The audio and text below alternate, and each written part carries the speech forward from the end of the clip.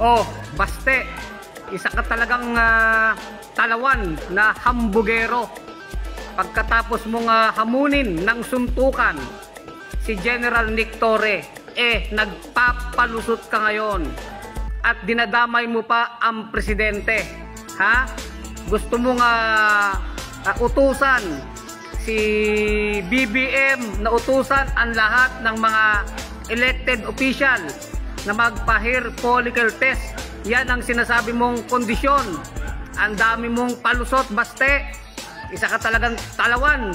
Kung talagang matapang ka at mayroon kang isang salita, kung ikaw ay makikipagsuntukan ka na lang. Wala nang marami pang kondisyon at daldal. Manang-mana ka talaga sa tatay mo. Matapang lang kayo pag hindi kayo pinapalagan, pero pag nakahanap kayo ng katapat, takot kayo. Isa kang hambog na talawan, Baste Duterte, at ngayon ay pinagtatawanan ka na sa buong Pilipinas at sa buong mundo. Hambog!